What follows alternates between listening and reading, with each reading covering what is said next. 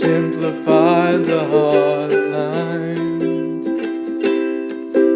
so it'd be easier to find.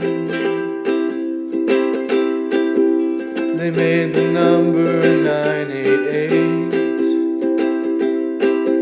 to show that it's not too late.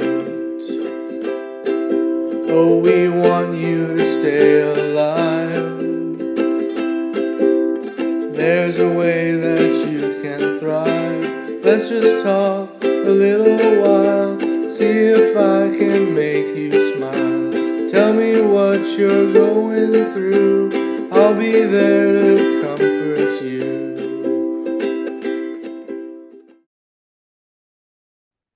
Hi everyone, my name is Amelia. I use she, her pronouns, and I'm a college intern with the state of Alaska's Adolescent Health Program here in Anchorage. I'll be one of the leads for our meeting today. Thank you all for joining us today for the 988Create Youth Arts for Mental Health 2025 Campaign Winners Roundtable. This is the campaign's third year of collecting and promoting youth arts for mental health. This work is supported by the Youth Alliance for a Healthier Alaska, utilizing Garrett Lee Smith funding that we received through the Alaska Division of Behavioral Health. Our work is also supported by Spirit of Youth, the Alaska Teen Media Institute, the Alaska Native Tribal Health Consortium, and the Alaska Department of Education. The Youth Alliance for a Healthier Alaska, also called YAHA, is a youth adult partnership ages 14 to 21 that advises the Adolescent Health Program for the Alaska Division of Public Health. Today, the Youth Alliance for a Healthier Alaska will be leading and moderating a discussion for young Alaska artists that were selected out of 34 submissions received that come from 13 Alaskan communities, many of which you'll be able to see at the beginning of this video that was put together by our partners at the Alaska Native Tribal Health Consortium and the Alaska Department of Health. And now I would like to turn it over to Sarah to showcase our winning artists. Hello, my name is Sarah, and I am a member of the Youth Alliance for a Healthier Alaska. This year, I had the honor of reviewing all of your art with other judges to select the winners of the 988 Create Youth Arts for Mental Health 2025 campaign this year. Another judge is joining us today, Jen. Jen, would you like to introduce yourself? Yeah, thank you, Sarah. Welcome, everyone. So good to see all of you here, and thank you so much for the artwork that you submitted and taking the time to be part of this project. My name is Jen Peaks. I am a social worker. I go by she, her pronouns, and I live in Anchorage and work at the University of Alaska, Anchorage in the social work department. And have had the honor to be a judge on this project. So I was able to review all of the artwork. And again, just excited to be here and see you all. Thank you for your work. Thank you, Jen. Now we will introduce our artists. First, we'll start with our winners who were unable to join us today. Mari from Eagle River, and she was from our 16 to 18 years old age category, who submitted a watercolor painting depicting a scene of downtown Anchorage. Mari states that being a part of the community inspires her. The next person who was unable to join us today, one of the winners was Jasmine from Eklutna, and she is in our 19 to 25 years old age category.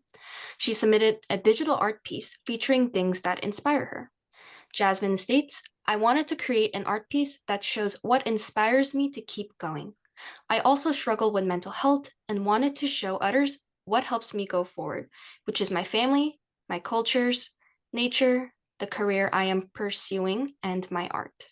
And finally, we have Gavi from Sitka and from our 19 to 25 years old age category, who submitted a digital art piece featuring nature imagery.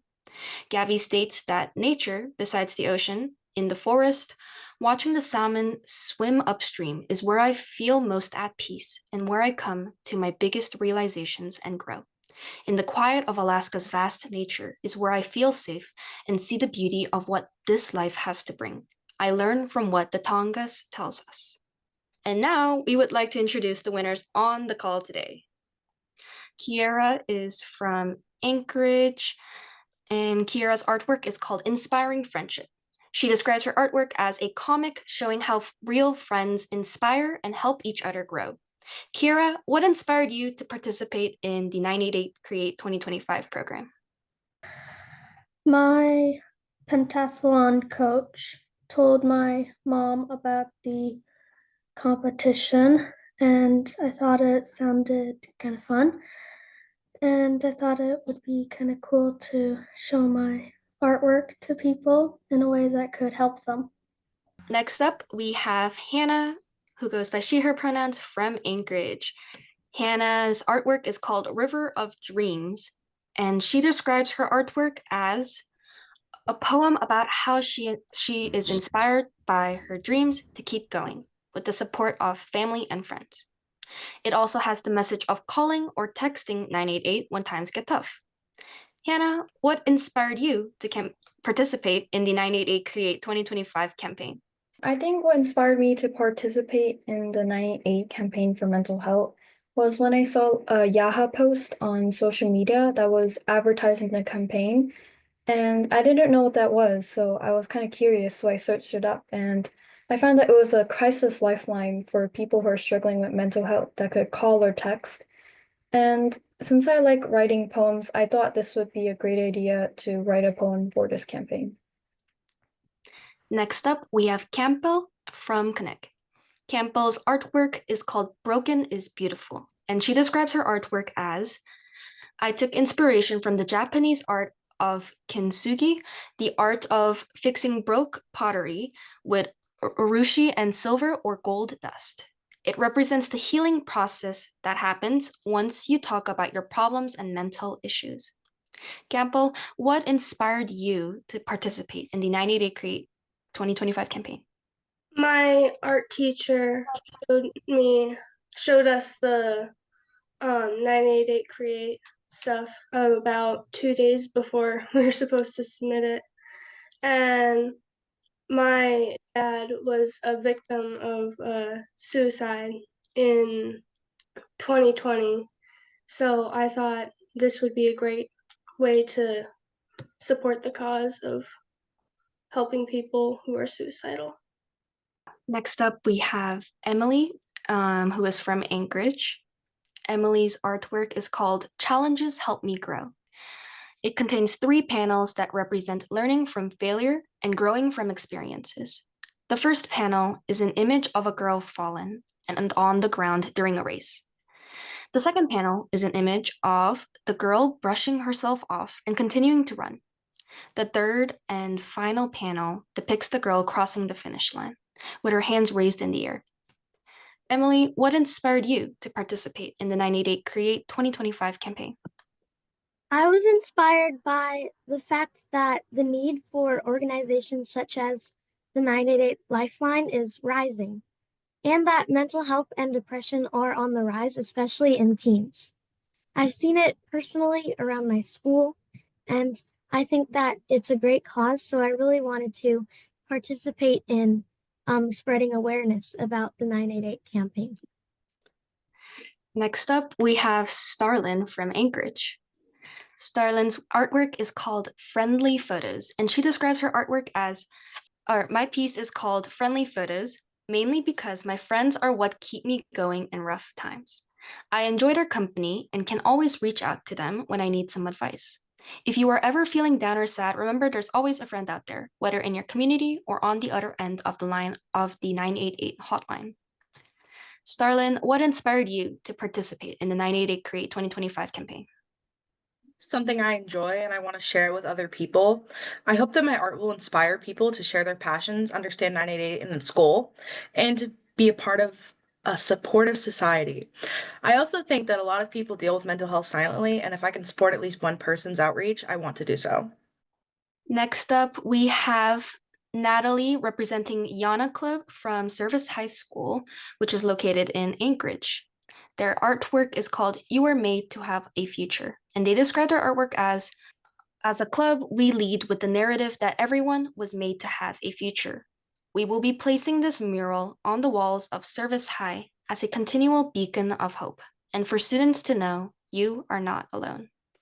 YAHA Club, what inspired you to participate in the 988 Create 2025 campaign? So, as the president of the You're Not Alone Club at Service High, I've seen firsthand how powerful creative expression can be in mental health advocacy. Participating in the 90-Day Create 2025 Youth Arts campaign felt like a natural extension of our mission to provide a safe space for students to share their struggles, find support, and remind each other that they are not alone. Next up, we have Nina from Anchorage. Her artwork is called Bloom, and she describes her artwork as a digital illustration of three friends leaning on each other for support. The background features a garden of various flowers with two prominent stems curling above them to form a heart. Nina, what inspired you to participate in the 988 Create 2025 campaign? I originally found the social media post about it, and I initially wanted to do it because I wanted to get more practice with showing my art to other people and submitting stuff in like contests or like competitions and stuff like that.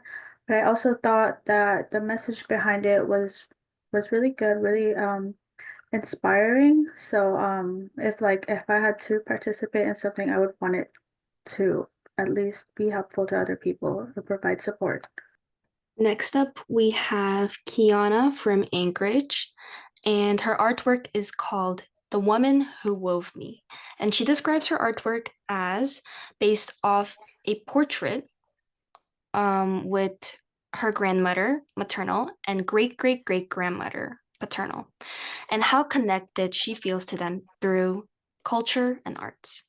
Kiana, what inspired you to participate in the 988 Create 2025 campaign? Thank you guys for this opportunity.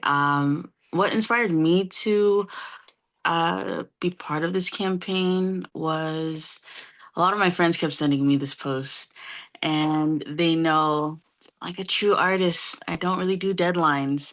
But luckily, this was like 2 weeks in advance, and I thought, why not give it a shot? Earlier in my community health worker career, I actually got the opportunity to work on a youth documentary that touched based on their experience with mental health and how they understand it, but also how they work through it. And so when this opportunity came to me, I realized that this was another sort of avenue where I could advocate for those youth who felt that they need to speak up, but they still didn't have a space. And I remember that one of the reoccurring themes was that if it wasn't their family that helped them feel safe or supported, it was definitely their culture and practicing those sort of traditions. So creating this piece kind of came from that, and that's why I chose to participate.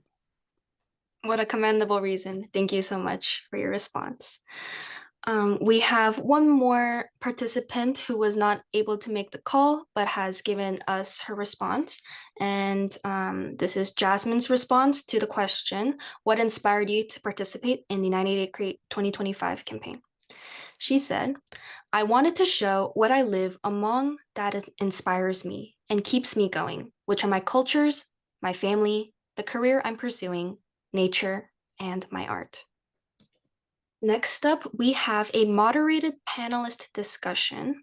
We can start off with the first question, which is, how does art influence your mental health? And let's start off with Kiera. Well, I really like drawing, and it helps me calm down if I'm upset, and I just really enjoy it. And it can help me express the things going through my head. I think art influences my mental health because seeing it and making it helps me relax and reflect on myself. Art has definitely helped my mental health a lot. It gives me something to do when I'm anxious or when I'm stressed. It has worked way better with my anxiety and depression, other than, of course, therapy or counseling. Well, for me, I think art is like a safe space. Whenever I start making art, no matter if it's drawing or painting, I immediately feel like I've disconnected myself from everything stressful in my life. Like the time that I'm making art is a time that I can relax and reset. As someone who loves art and finds peace in picking up a pencil, it's become my own little escape for me. It's my favorite form of expression, as it's sometimes easier to draw or write than express myself verbally. I believe that when you find a thing that just silences your brain for a bit or just brings you joy, you should hold on to that as long as you can and share it with the people you love. So, as a club, we believe art is a powerful tool for healing and self-expression. It really allows us to channel emotions that are sometimes too difficult to put into words, turning pain into something meaningful. Through our events and campaigns, such as friendship bracelet making and 60-second portrait making, trying to create those positive childhood experiences, we've seen firsthand how that creativity is going to bring people together, helping them feel less alone and understood. And whether it's painting, poetry, music, or movement, art provides that safe space for reflection and growth, and reminding us that our struggles are not what's going to define us, it's our resilience that does. For me, art is mainly a great outlet for any emotions, positive or negative. I like to use it as like a way for me to express myself, especially I'm not very good with expressing myself with words, so art is a great medium for that too. So, like my many fellow artists in the chat, I do find art as sort of a healing time, a time for everything in my mind to be sort of quiet. Um, I agree with whoever also said that it's when it's hard for me to explain how I feel, it's much more easier for me to draw it out, paint it out. I also just love that it's an expressive outlet that can connect me to other artists too. So it helps my mental health because I also know that there are traditional crafts that I'm starting to explore as well. And in a way, it makes me feel connected more to my culture, but also seeing as that I'm in the diaspora, it just makes me feel a bit at home, even though I'm on Dena'ina land. So that's how it helps me. Thank you for your response. Seems like art is really the vessel for people to connect with themselves and with others. And then we have one more response from Jasmine, who is not on this call, but gave her response prior. And Jasmine's response is, my art helps me through my mental ups and downs.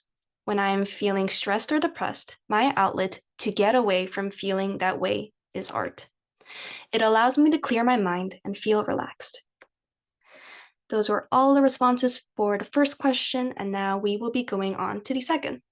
Besides the arts, what practices or activities help you take care of your mental and emotional health? So I really enjoy pentathlon, which is an academic competition for kids 6th through 8th grade. And it's a great opportunity for me to socialize and be with kids my age. I also really love reading. Besides art, I think playing the violin is an activity that helps me express my feelings and emotions. Like when I'm happy or sad or angry, I can express that through the violin. What helps me with my stress and other than art, I enjoy dancing. I've been doing specifically ballet for about 12 years now, and that has really helped. One thing I really like to do is spending time with my friends because no matter what I'm feeling, they always make me smile and laugh. And on the other hand, sometimes I like being alone because it can help me gauge my feelings and sort out my thoughts. Some other hobbies that I like to do to just de-stress and kind of clear my mind are writing creatively, playing basketball, and downhill skiing. Brain is your powerhouse, so it's so important to take care of it.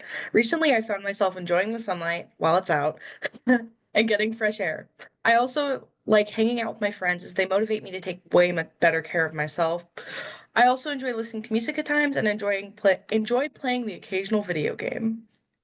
Yeah, so in our club, we're focusing on building those healthy coping skills that go beyond just a single outlet. So we encourage those open conversations where some days people just come in and it's kind of like a venting session. Other days we'll do journaling, we'll do out of the darkness walks, which was something we did in October, which is every mile is taking a step for someone that you may have lost in your life to suicide. We also do mindfulness moments where we come in and we'll just have those mindfulness moments playing in the background for kids to just come and listen to. We'll also do just sort of like bakery or little bakery days, and people will come in and be able to cook cookies and things of that sort. But again, just focusing on those positive connections. But we really just try to remind each other that healing isn't going to be linear. So there's nothing like one thing that's going to help you. It's going to be just a path that you have to continually walk. So for me, other than doing art, I like to do like little things that help me de-stress, like going on walks, or doing some cleaning or organizing. I think that really helps clear my mind, especially when it's a little too chaotic. Also, of course, like to spend time with some friends. I think that's one of the best ways to like de-stress from everything. You just gonna get to talk and hang out, and it's always a good time. For me, if it's not like painting or drawing, I usually love watching movies. So that's one practice I have. If it's not that, I also host a women's kava and tea circle, and we meet like every other Friday. And every time we meet, we talk about something that has to do with heart or brain health. And then afterwards, we do sort of a craft. This past week, or this yesterday, we actually did haku and lei making. They're the flower crowns. And so we all learned how to do that. We invited some of our aunts and grandmas to join, and they kind of walked us through that. So that's one of my other outlets or expressions. And then we have a response from Jasmine. And Jasmine's response is, I like to journal my feelings and what I have going on in life that I feel I need to let out. I also like to go outdoors to help as well. Our third question for today is, who or what spaces in your community support you in your mental health journey?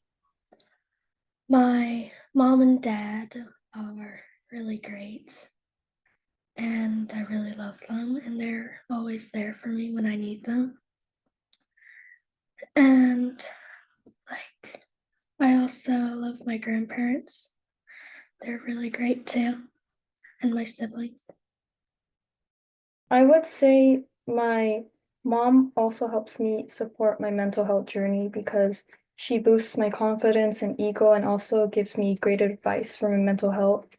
And I would say another group of people would be my friends because they're very supportive towards me and always encourages me. My mom and my friends are definitely the biggest supporters in my life, and my art teacher.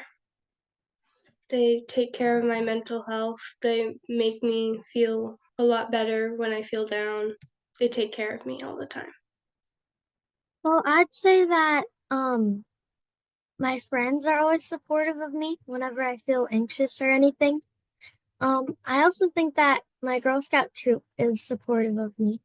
Whenever we're together, we always talk about lots of stuff. And then I'd say two of my biggest supporters are my parents, my mom and dad, because they always make sure that I'm feeling good, and if I'm feeling bad, they'll try to make me feel better. UAA is my community. On campus, they have a counseling center and they offer counseling for campus residents. And it's pretty affordable, as well as a lot of the dorm halls also have support groups within the hall and have RAs you can always talk to in times of need.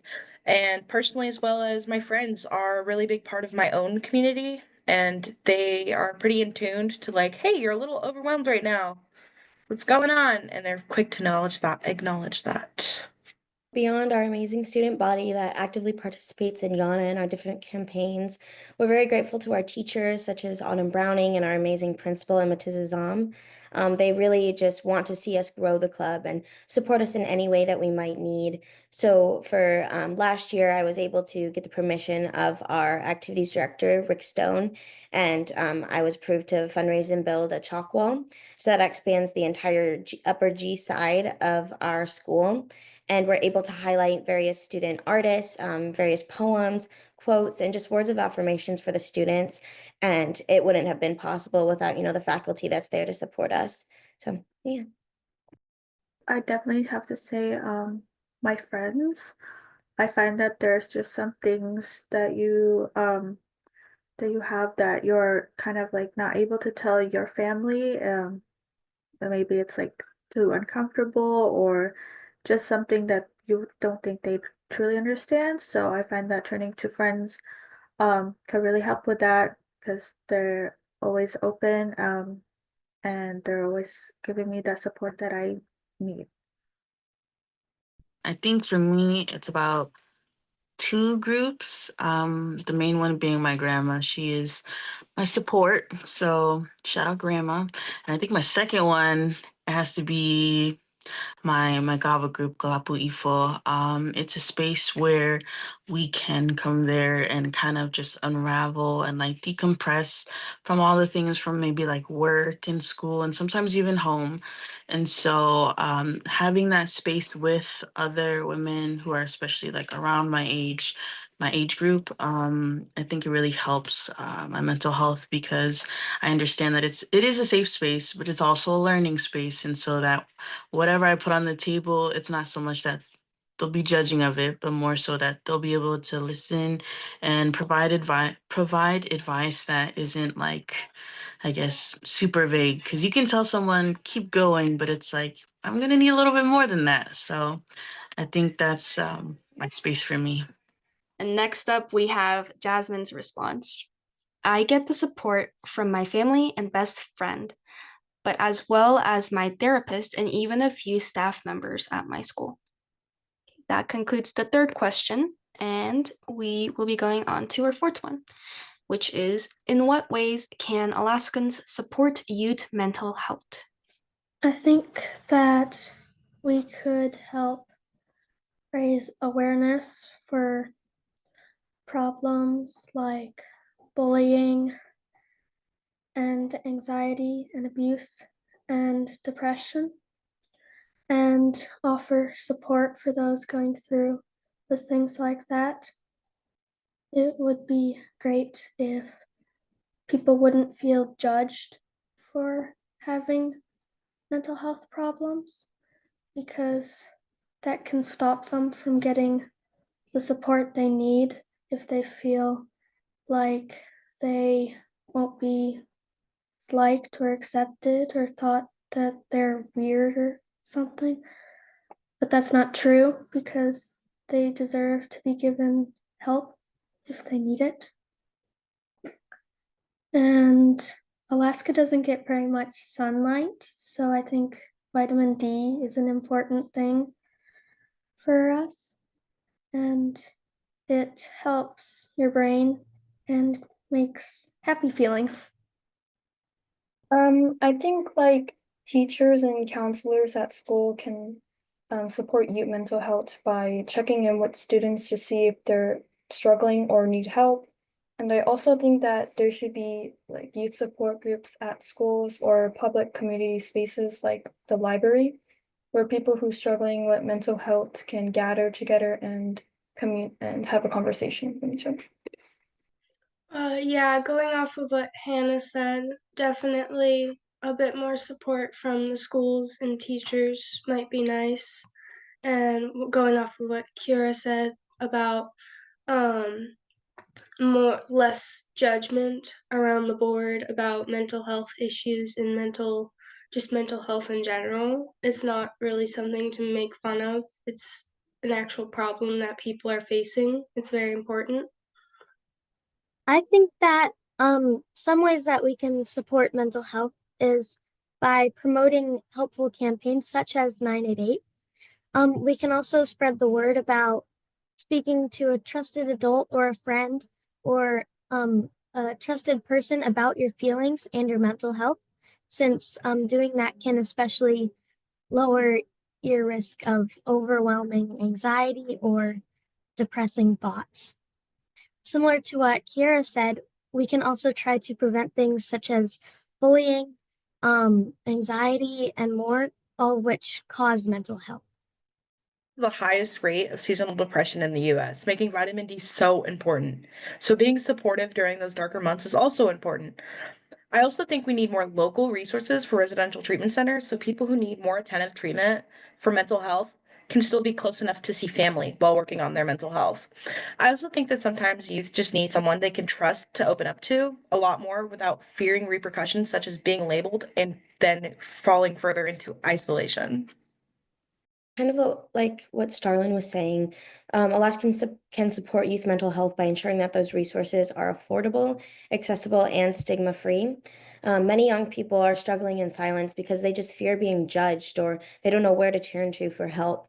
So as a club, we're trying to work to bridge that gap by advocating for more mental health education and safe spaces in school. So for example, in 2024, at the beginning of the year, we were able to get suicide prevention and education to every single 10th grader in Service High School. And we were able to bring out a speaker, and we had all those sort of presentations in the library and in the auditorium. So that was an amazing thing we were able to do. Beyond that, community-wide, we need more open conversations about mental well-being, better funding for mental health programs, and stronger support systems. And really for adults to sometimes just listen to learn and not necessarily to talk. Sometimes we just need that person to listen and hear us out and know that someone else knows our struggles and to share in those. Because true change is really going to happen when we come together to show youth that their struggles are valid, and showing that those PACEs, positive childhood experiences, are going to exist to combat those adverse childhood experiences, and that support is not out of reach. I think one of the ways to support mental health is to create like a supportive community, especially like creating a safe space in schools.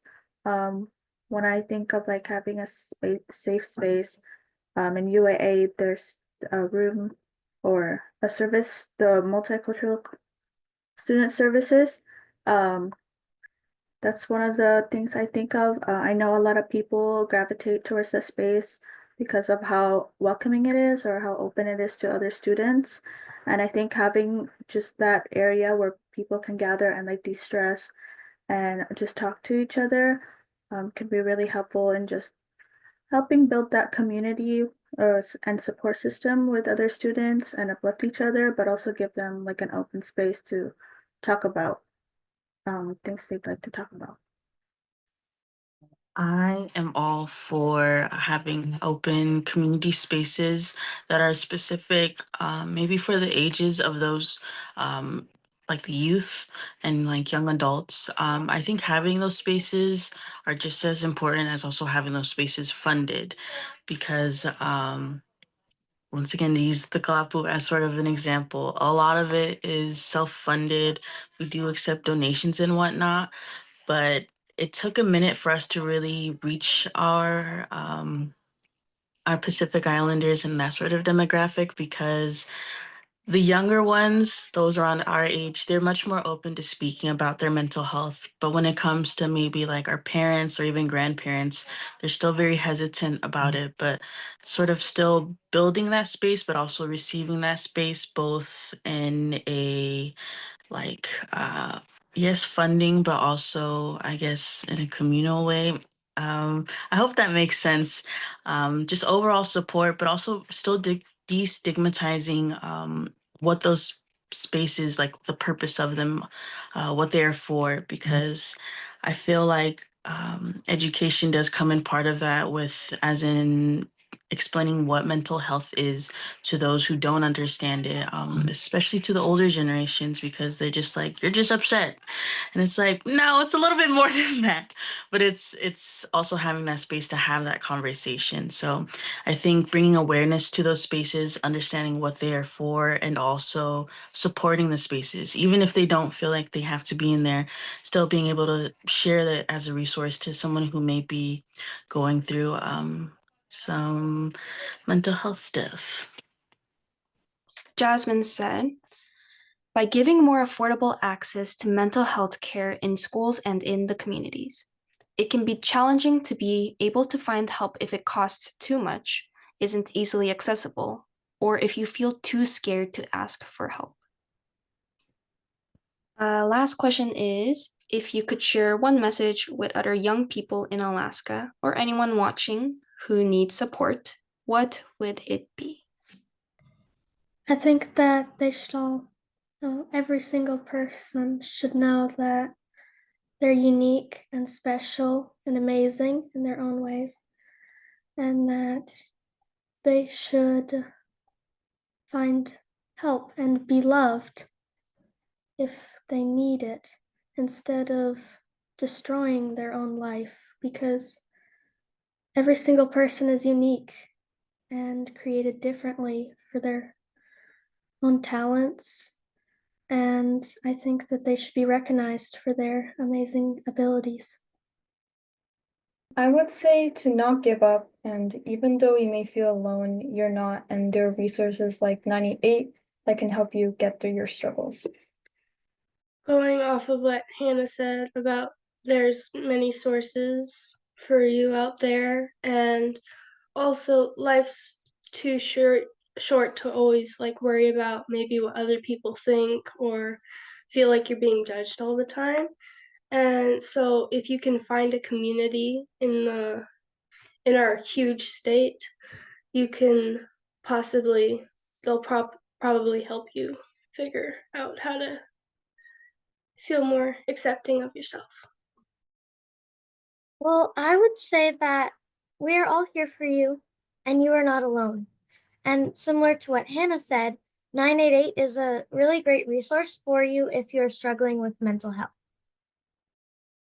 Someone who struggled with mental health, I'm going to leave you all with this. Everyone makes it sound so easy. Truth is, it isn't. It is such a big step to ask for help. But trust me, it is the best step you will ever make, even if you feel there's no one there to help you make it. People at 988 are willing to hold your hand during this huge step. You are loved, you are needed, you are amazing. So, as one of our other artists brought up, our Service High Yana Club mantra, you are not alone. So, no matter how dark things are going to feel, there's always going to be hope, and there are people who care about you. Our club exists because we believe in lifting each other up, and we've seen how powerful community can be in times of struggle. So, if you need help, reach out. Whether it's to a friend, a teacher, or a crisis resource, there is no shame in asking for support. Your voice matters, your pain is real, and your story is far from over. I think definitely to take things slow. Everyone's mental health journey is different. It's all right to take your time with things. Like if you're only able to get up in the morning, that's already amazing. Just focus on yourself and all the things that help you and like motivate you, and not on others and what they're doing, because it's the small steps that can lead to really big changes. If I had one message to share with especially all our youth in Alaska, I would say that one, the way you feel is very valid. Two, that your group, your people, they're out there and the support is there for you. And to seek it and also let them find you. And that we need you. That would be my message. Last but not least, we have Jasmine's response, and she said, you are not alone. It's okay to ask for help. There is and will be someone there for you to listen and help you.